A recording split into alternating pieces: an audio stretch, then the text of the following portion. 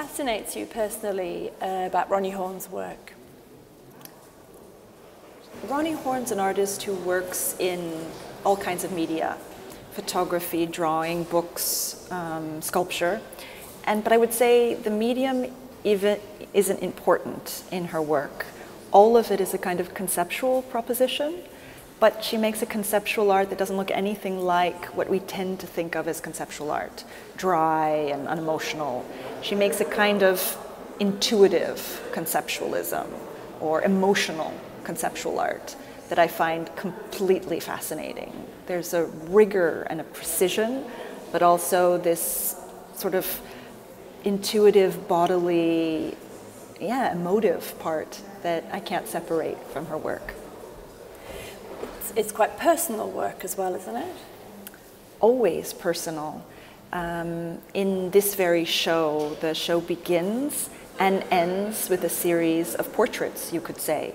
The very beginning of the show is a series of 30 images, 15 pairs, called AKA, and they're portraits or pictures of Roni Horn at different stages in her life. I find it so interesting to have learned the anecdote that even her closest friends and family members, when they saw that series for the first time, didn't even realize at first that all of those images were Roni Horn.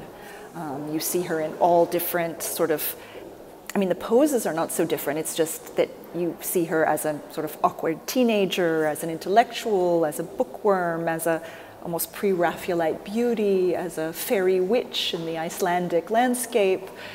And it's a portrait, in short, of Roni Horn. And the end of the exhibition, she brings you through a whole series of other works. And at the very end, she does this very beautiful, very sly thing where she shows the series of photographs called Selected Gifts, 1974 to 2015. And it's a whole series of photographs of gifts that she has been given. And in the label, it's revealed who gave the gift in some cases, but not in all cases. And somehow she described this as being a self-portrait as well, a picture of her through the influence and love and gifts and friendship of other people. Friendship seems to have been a very important part also as between her and other artists. How do you think she was influenced by other artists? You mentioned especially Felix González-Torres and their friendship. I think in every artist's life, there are relationships and exchanges between other artists, other people. And I think this was no different for Roni Horn, but maybe one of the very special friendships for Roni and for Felix González-Torres was their friendship with each other. I remember reading that before he died, Felix González-Torres asked Roni Horn to give the eulogy at his funeral. And in that eulogy, Roni said something, and I'm going to badly paraphrase her, but something along the lines of, through Felix's life, she, which had a kind of transparency, she came to understand her own.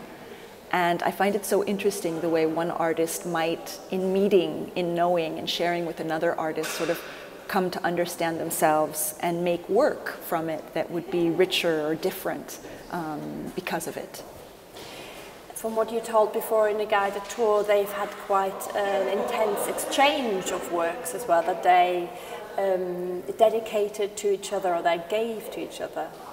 Indeed, the exchange between Roni Horn and Felix González-Torres is a kind of fascinating study in how two artists could come to be influenced by, inspired by, and know each other from the moment that Felix González-Torres in 1990 discovers Roni Horn's Golden Field, a kind of flat, ever so thin layer of pure gold, laying on the floor of the Museum of Contemporary Art in Los Angeles, to the moment 3 years later when they finally meet, to the work that he would make, untitled Placebo Landscape for Roni in 1993, once they had met and began the dialogue and friendship that was theirs, to the work that Roni would make just 1 year after that, some kind of golden paired mats for Ross and Felix, 2 layers of gold leafing laid one on top of each other, to in turn a work that is not directly in homage to Roni, but who I can't help seeing in relation to Roni Horn, the untitled golden, a kind of curtain of plastic beads made of sort of golden beads that you have to traverse when you're visiting an exhibition that has it. This idea that it is an artwork that touches you as a visitor as you pass it and gets touched by you, which becomes a kind of metaphor, I think, for this friendship and exchange.